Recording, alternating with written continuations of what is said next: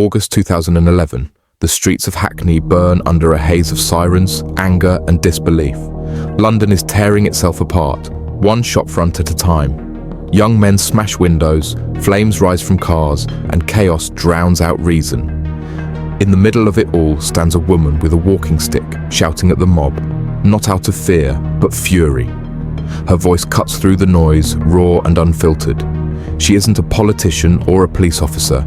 She's Pauline Pearce, a jazz singer from Hackney, demanding that people remember what it means to have a conscience. While others watch in silence, she refuses to. Her words, "Why are you burning your own people's cars?" echo across social media within hours. Millions watch, millions listen. In a city overwhelmed by destruction, her defiance becomes a moment of truth. Overnight, the nation gives her a name that will never fade, the Heroine of Hackney, a title born from fire and from one woman's unbreakable voice. Pauline Pearce's story begins far from the spotlight. Born in Barbados and raised in the quiet English town of Hitchin, she grew up with modest means but a deep sense of ambition. Her early life was shaped by hard work and community values. She cleaned offices, cared for the elderly, and carried dreams that stretched beyond her surroundings. Music became her escape. She sang jazz with a voice that carried both strength and sorrow, performing in small clubs where hope felt tangible, even if fleeting. But like many searching for more, Pauline's path took a darker turn. In 2000, desperation and poor judgment led her into the world of drug trafficking. Caught attempting to smuggle cocaine concealed inside jars of pickled peppers, she was sentenced to prison. Behind those walls, time moved differently. Days blurred into months, forcing her to confront the decisions that had brought her there. Pauline later described that period not as the end of her life, but as a painful awakening, the moment she began to understand the weight of her choices. When she was released, the world outside had moved on, but she refused to be defined by her past. Determined to rebuild, she retrained, worked tirelessly, and opened West Indian restaurants, small businesses built on honesty and pride. Eventually, she found her way to Hackney, a place that mirrored her own contradictions, rough edges, vibrant culture, and untapped potential.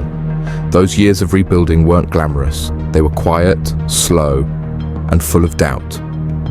Yet beneath the struggle, a new kind of strength was forming, the kind that comes only after losing everything. Pauline Pearce was no longer just surviving. She was preparing for the moment when her voice, once silenced by shame, would rise and be heard by a nation. Life had already tested Pauline Pearce, but fate was not done with her yet.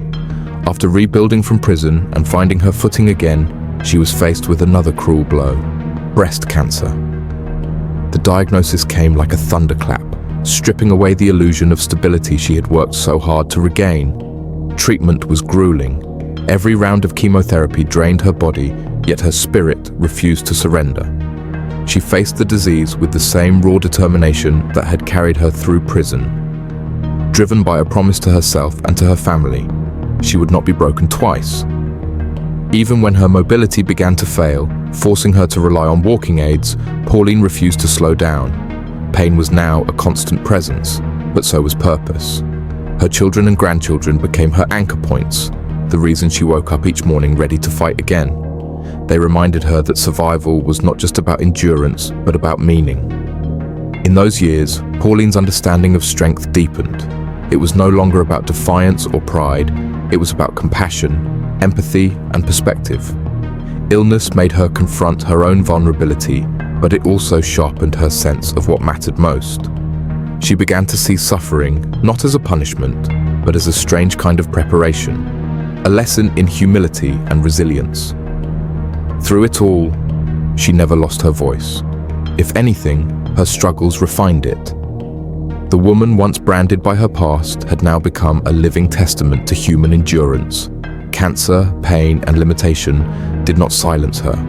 They carved her into someone stronger. Pauline Pearce was no longer merely surviving her life.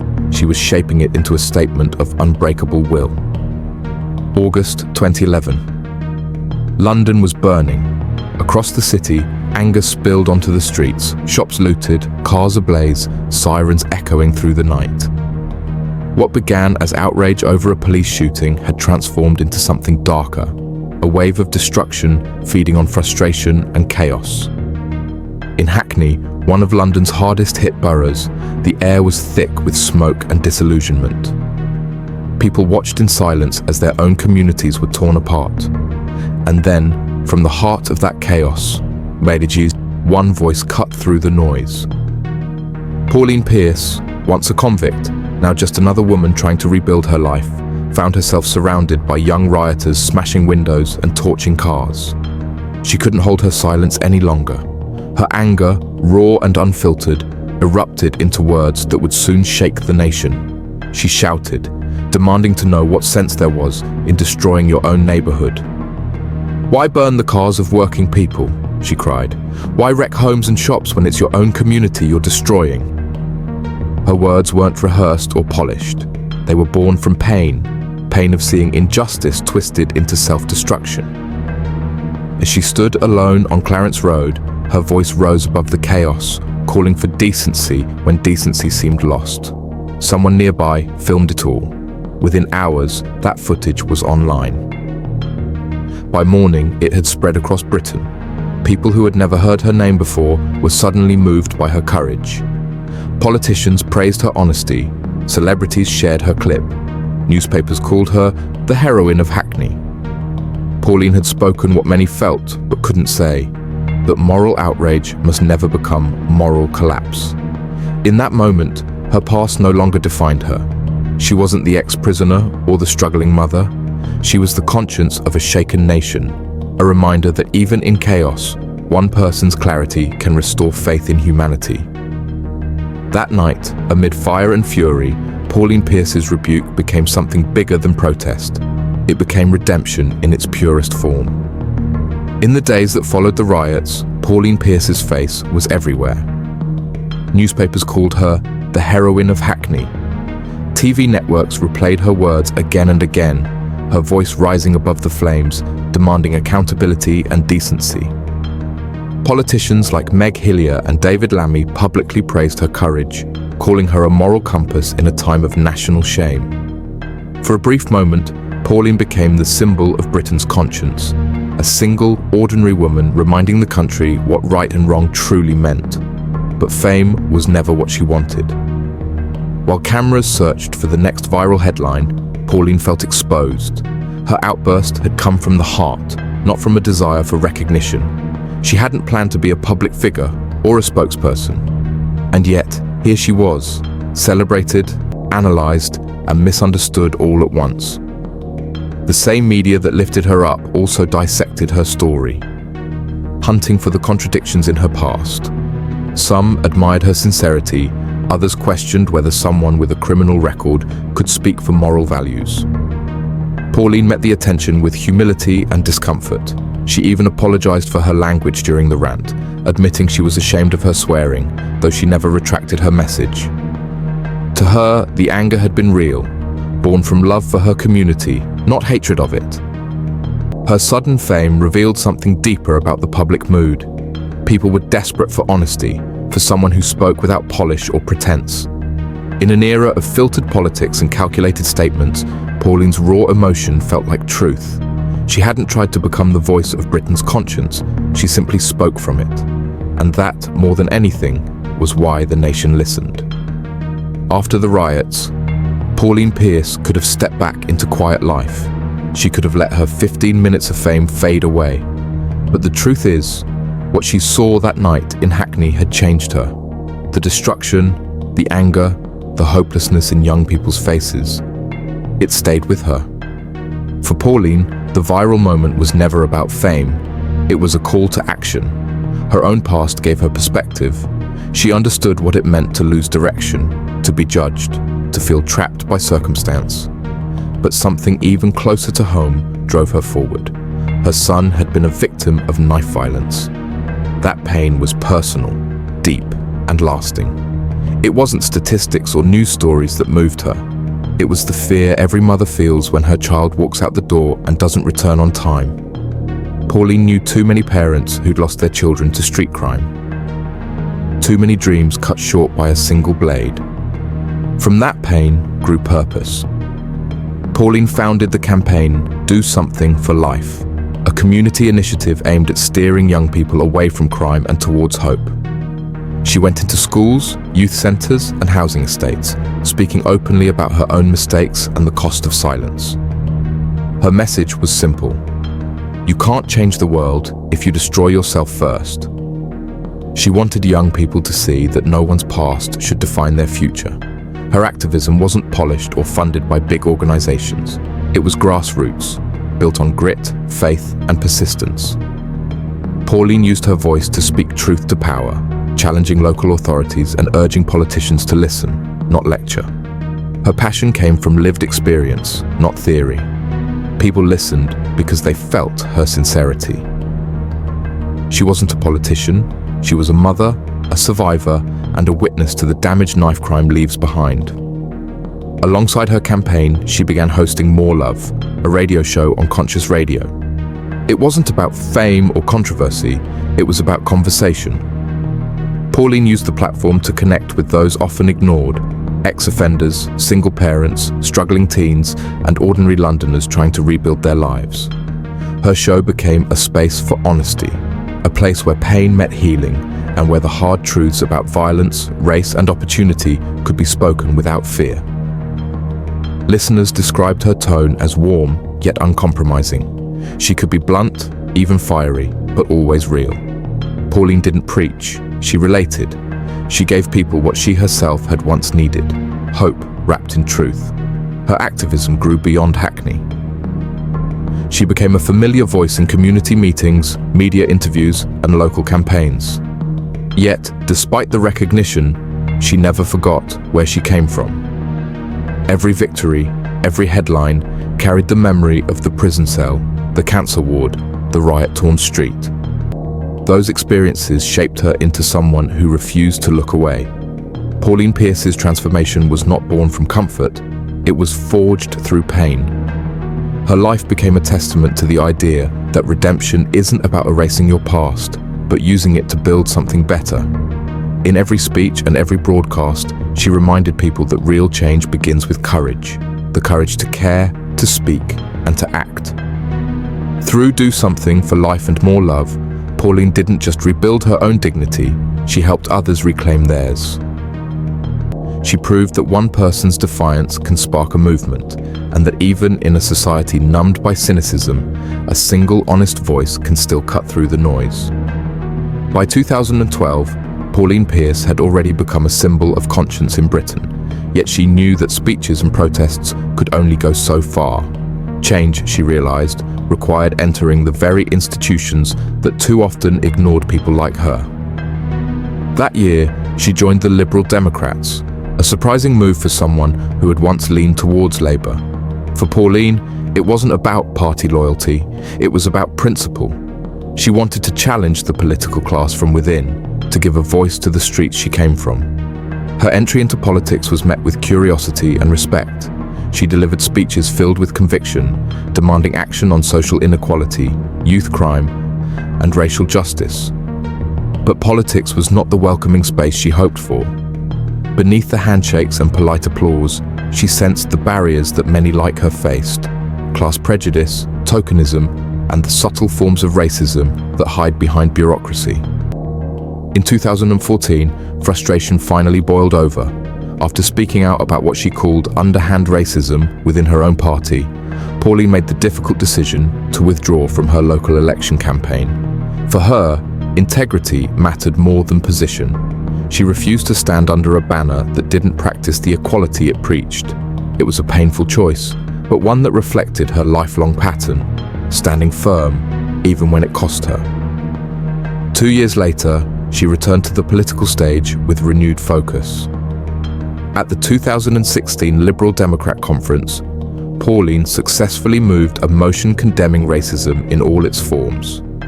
Her speech reminded the party that fighting injustice was not about slogans, but about confronting uncomfortable truths.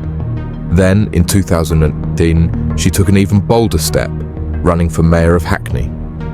Her campaign wasn't polished or funded by elites, it was powered by conviction.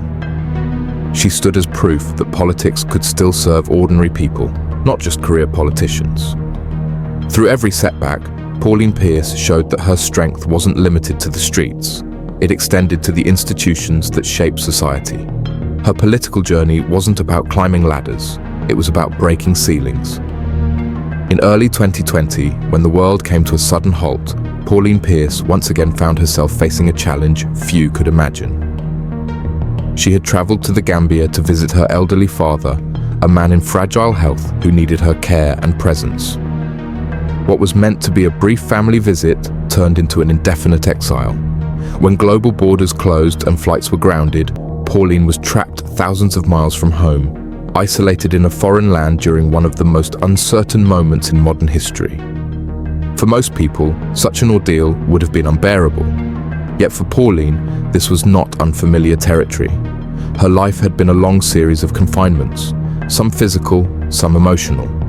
From the prison cell she once occupied for drug smuggling, to the public judgment she faced after her viral fame, and now the pandemic's enforced isolation, each chapter carried the same test: endurance. But this time, she faced it not as a victim of her past, but as a woman defined by her strength. In Gambia, resources were scarce and uncertainty was constant. Pauline spent months helping her father while worrying about the chaos unfolding back home.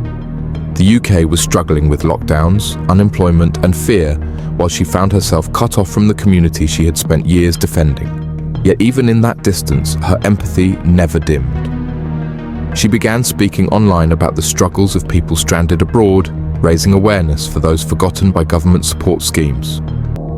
Her story echoed across social media again, not as a viral rant this time, but as a quiet plea for compassion. Every message she shared reflected the same humanity that had once made her voice stand out during the Hackney riots. She spoke not only about her personal difficulties, but also about the wider pain people were facing: the stranded tourists, the migrant workers, the elderly left behind in foreign lands. Pauline reminded the world that crisis always exposes inequality, and that even in global emergencies, empathy remains a form of power. As months passed, the isolation began to take its toll.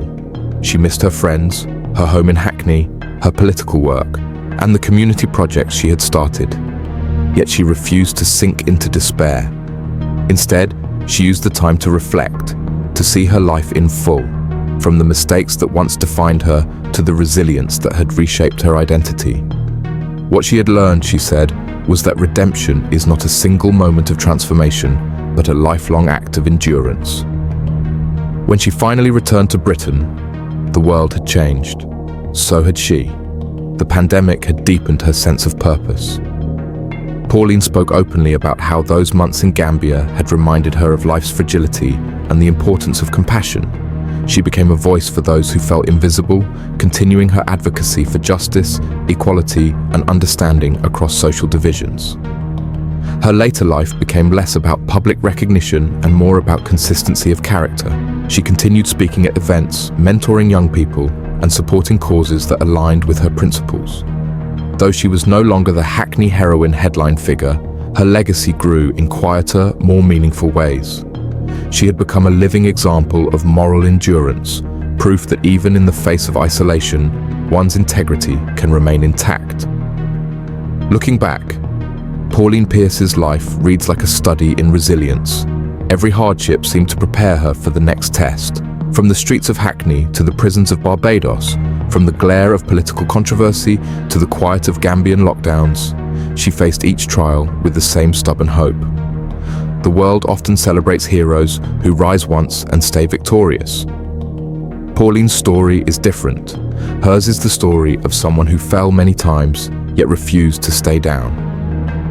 Being stranded in Gambia was more than a logistical nightmare.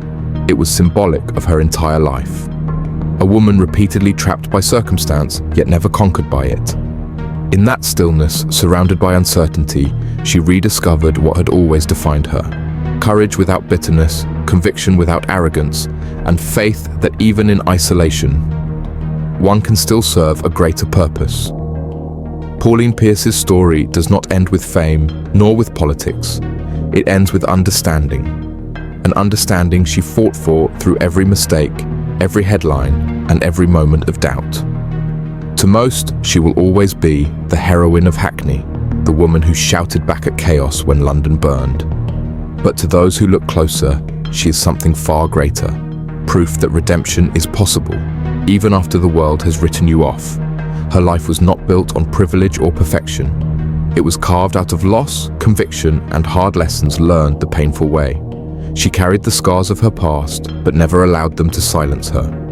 The same voice that once trembled in a courtroom became the voice that spoke truth to power. Pauline turned her story into a message that a single moment of honesty can change how a nation sees itself. Long after her viral fame faded, her work continued quietly. She kept speaking for those whose lives never make the news. The mothers who have lost sons to knife crime, the prisoners seeking second chances, the forgotten people society too easily discards.